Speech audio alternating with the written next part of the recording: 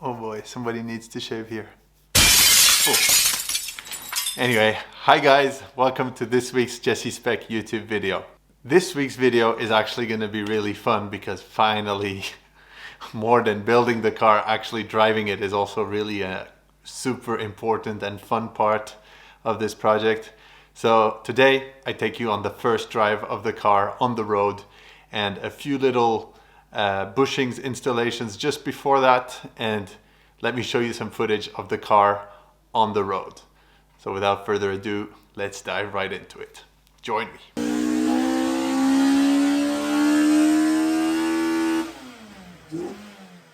What is up everybody? Welcome back to the warehouse. So you see the MR2 is right here. So normally today I'll be finishing putting it back together and hopefully I'll be able to drive it around the block to see if things are working. So let's dive right into it. So first things I need to do is put back the transmission mounts. As you seen last time, the engine was tilting down like this. So I don't know if you can see it here. There's a piece of wood there, right here. So you have a piece of wood here holding the engine up right now and the transmission as well. And now I'll be putting back all the brackets. So there's one transmission mount. This is what they look like. So this is a regular transmission mount. This is what it looks like. The rubber is still okay, but a bit tired. So I'm thinking, why not reinforce it a bit and put some inserts that you can see like this that fit exactly into it. So this would look like this.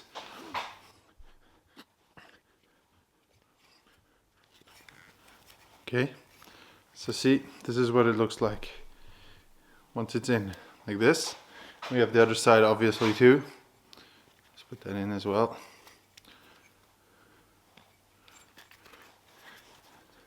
And this will prevent the engine from tilting back and forth, basically. So this is one of them. Here we go. So you see, very easy to install. I saw that my fellow YouTuber Toge Time installed them recently. I bought them about at the same time as he did, just didn't get to installing them yet. So this is the other one. This one will be on the against the firewall side, and this one is towards the rear of the car side. So we're gonna install these. Let's do this. Okay, so I've installed the new bushings, as you can see, with the bracket and everything. What I like to do, that's a good tip for any of you, is to always put a bit of paint on all the screws that I've tightened. So as you can see here, for example, on this bushing as well, behind the engine, that is a good thing because since we're going to be making everything much more rigid, vibrations will be stronger and thus screws might come loose quicker. So the good thing is if you put paint on the bolt itself or on the screw itself and on the part, you will actually be able to see that the white lines do not align, and that will tell you immediately if something came loose or not. So for a street car you can do this also, since this one is going to be more of a race car and will be used more harshly. I think it's a smart thing to do.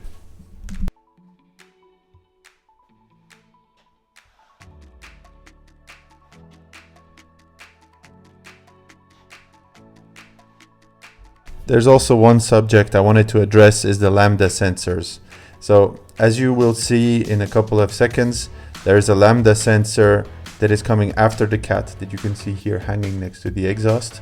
That one I'll be deleting it because I don't really care of the efficiency of the catalyzer, so I'm going to be deleting that one and actually going to be putting my wideband there because that's a place where all the collectors merge, and I will be able to make sure that all my air fuel ratios on average over the 4 cylinders are correct.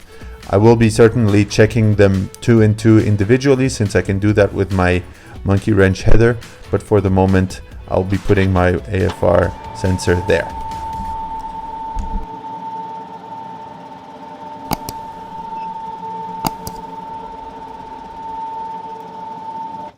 Okay, so let's put the car down and run through all the gears and see if the clutch works and see if all the gears work as well.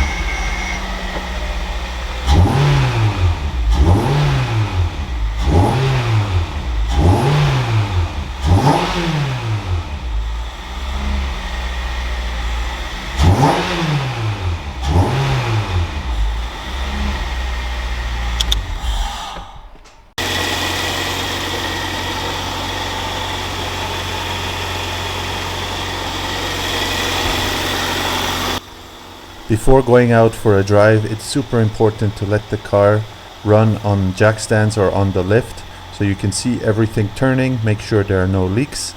And once that is done, I'm going to put the bumper back on and go for a first drive. Okay, let's take a little stroll with the car. AFRs are not perfect, so we're not going to too much accelerate, but I think it wouldn't be fair if I wouldn't let you hear the lift sound, so let's give it a crack. So I'm watching my AFRs, of course.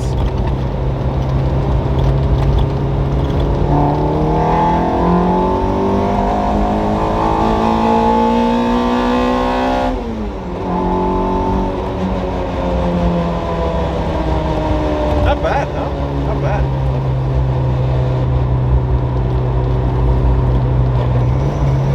It wasn't as frank as I was hoping, but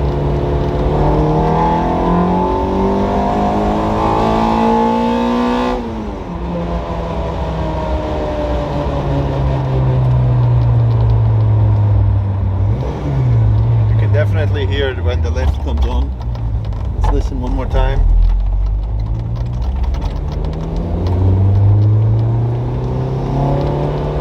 Make sure we're in an 80 zone.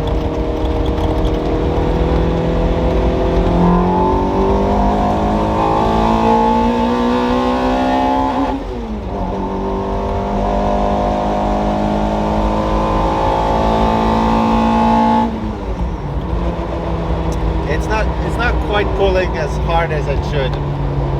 You can feel there is grunt, but it's not pulling as frankly as it should.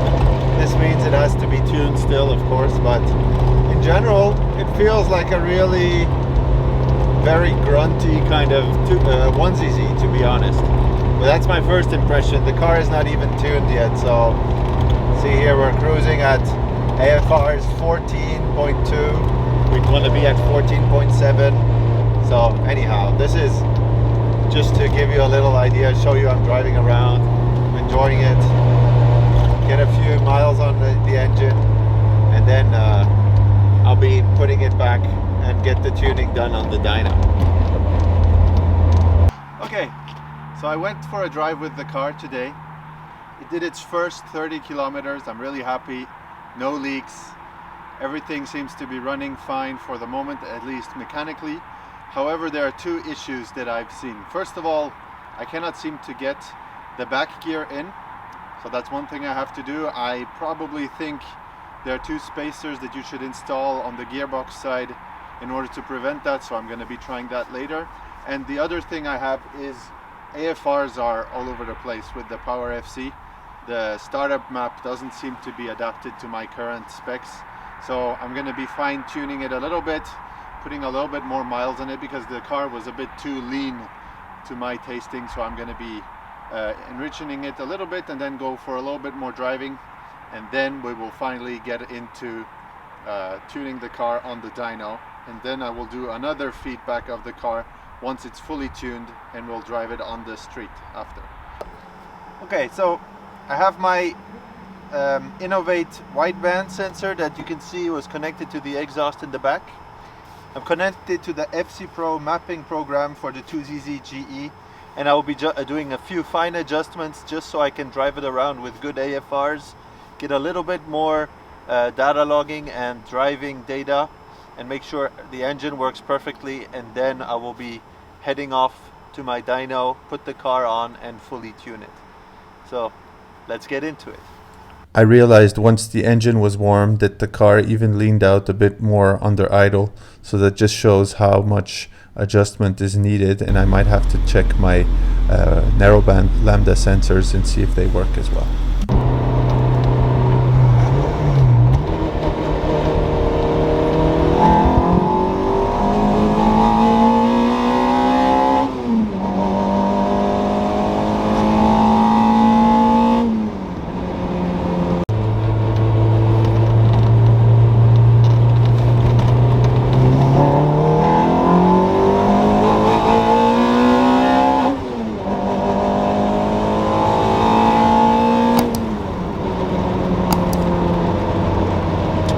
Not bad, not All right, we're back in the office.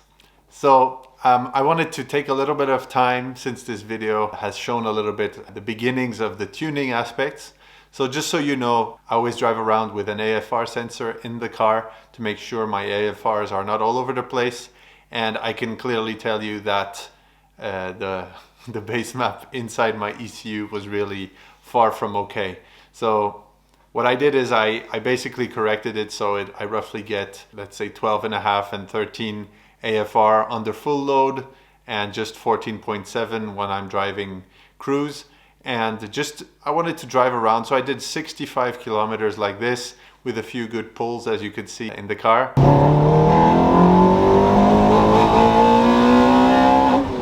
Yeah, you could probably tell on my face I wasn't as ecstatic as I should be, for the simple reason that the car wasn't running perfectly. So I could tell ignition timing was way off, AFRs as well, not far from ideal, and also the whole, probably the VVT tuning is also totally off. So I'm going to be doing that on the dyno in the next episode. I'll be diving into that. So that's also, of course, going to be much more interesting. And then from there, I will redo an impression video when I drive the car on the road with the current map. We'll also know the current power figures and everything. So anyway, I just wanted to tell you that before closing this video. My joy wasn't that big because the car wasn't running ideally. And there's also one more thing that I have to fix, which is a really annoying point, is that for some reason I cannot get the reverse gear in. I remember before throwing the gearbox back into the car that I could actually shift into reverse on the gearbox itself.